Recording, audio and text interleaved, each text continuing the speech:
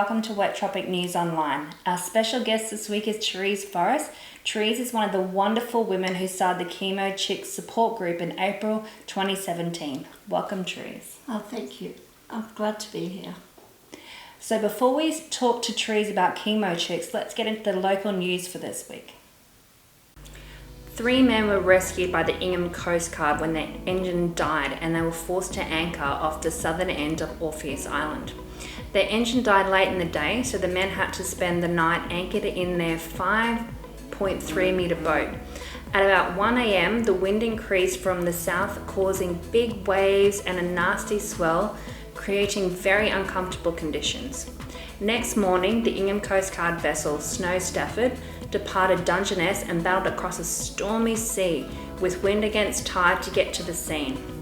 Whereupon a tow was effective and the boat towed back to Dungeness, where 3 very wet, tired and hungry fishermen were extremely glad to be back on dry and unmoving land.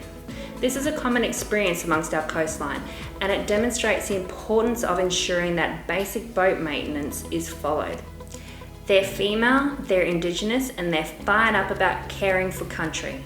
We love hearing stories like this where our local females are empowered, and the all-women crew of Rangers is certainly leading by example, conducting controlled burns and encouraging teenage girls to step into less traditional cultural roles.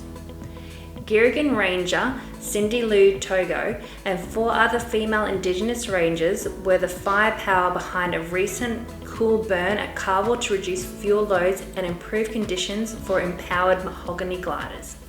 Ms. Diggins commented that cool burns have an important role to play in improving habitat for the endangered mahogany glider. This is because when woodlands thicken, it affects mahogany gliders' ability to glide and reduces available food sources. Establishing these appropriate fire regimes in mahogany glider habitat is important, as it will improve the conditions of their habitat in the long term. Innisfail and District's men's shed has been given a financial boost of approximately $20,000 thanks to donations from Pauline Hanson. Senator Hanson felt strongly that the funds should go towards the men's shed, as they are vital for men's health, enabling them to remain active after retirement. Some of these funds have been used for concreting and wiring and will assist with the future project to upgrade the shed's kitchen and recreational pool room area. Senator Hanson even took up an invitation to visit the shed during her recent trip to our beautiful region and was given a personalised tour through the facilities of Corinda Street, East Innisfail, and joined members for afternoon tea. National Meals on Wheels Day was celebrated by our own Innisfail Meals on Wheels last Wednesday, with a special morning tea to pay tribute to all the volunteers for their outstanding efforts. Meals on Wheels services across Australia celebrate the dedication of their 76,000 volunteers who have continued to play a crucial role in providing an essential service to over 200,000 older Australians and people living with a disability across 592 service locations. Currently, our local Meals on Wheels kitchen is averaging an impressive 85 meals per day, which are delivered 3 days per week. During these challenging times, volunteers are still doing shopping for the elderly on a regular basis.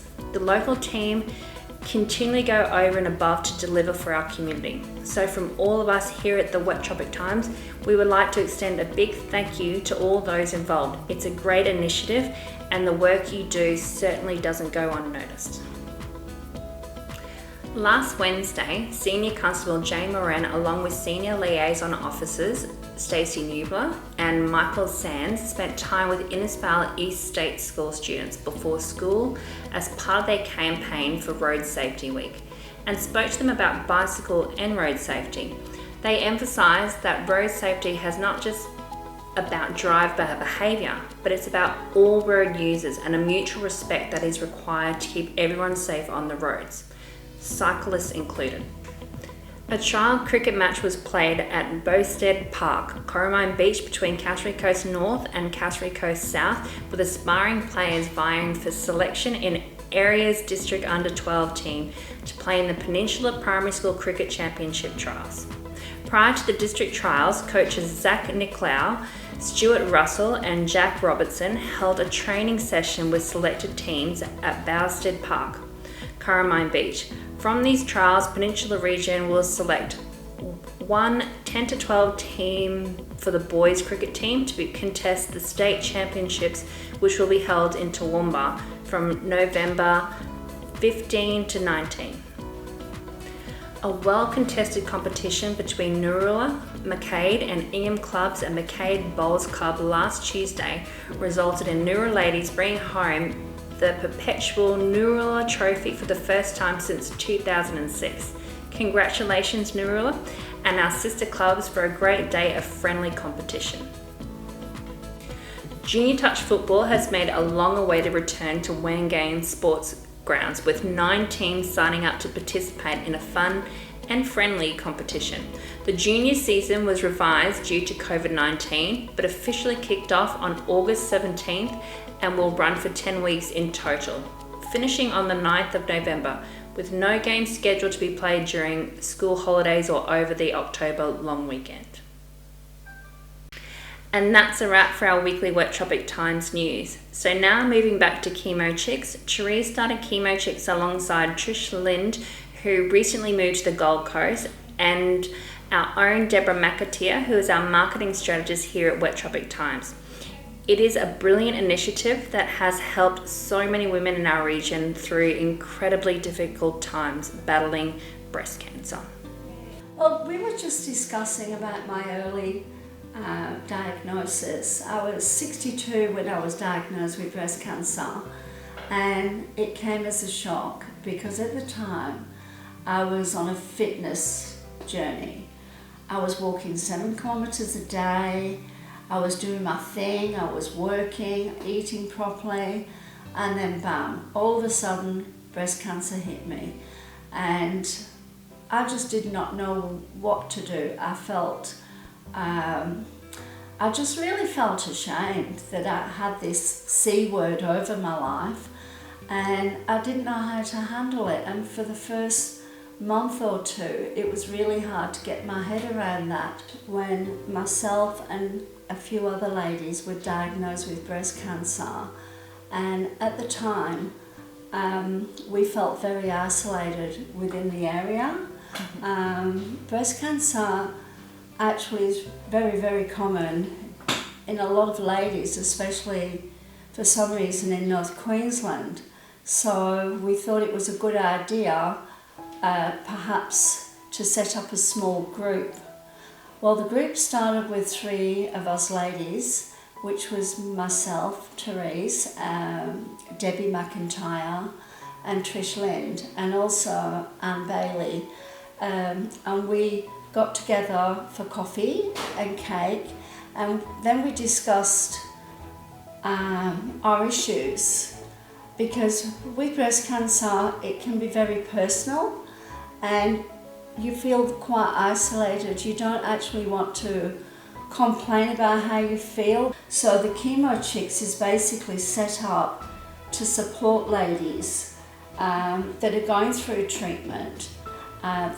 We can discuss what their treatment is, how we can help in their journey with their treatment, and we can also be there for families, because often families don't know who to turn to either, other than their immediate siblings. So that's basically what the Chemo Chicks is all about. It's about supporting women, it's about supporting families. Prior to the COVID-19, the Chemo Chicks in Tully, Mission Beach, Cardwell, we were getting together. We tried to get together once a month just to talk about things, have coffee, sometimes lunch. But since COVID-19, unfortunately, a lot of that has had to stop. Are we coming to the Breast Cancer Awareness Month soon? Yes, we are. The Breast Cancer Awareness Month is actually in October, and we're encouraging all the businesses within the Cassowary Coast area of Tully, Mission Beach, Cardwell to come together and maybe dress up their businesses, dress up their shops,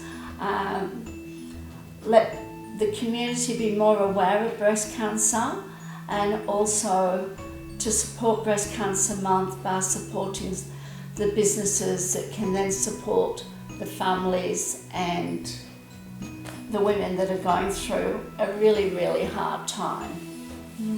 And I just want to reach out for any young women that are in their 30s, 40s, you know, go and get your boobs checked, because it may save having to have your breast removed down the track, because once you do get breast cancer and it travels into your lymph nodes, that's when the problems start. So early diagnosis is the best way to go, and with it being the month of October, we're encouraging all you young ones, all you girls, ladies, get your boobs checked, because at the end of the day, our boobs are beautiful. So that is your weekly overview of local news. So head on down to your local newsagent or distributing store to pick up this week's Wet Tropic Times for all the full stories we touched on today, plus much more. Thanks again for joining us today, Therese, and thank you for watching the Wet Tropic News.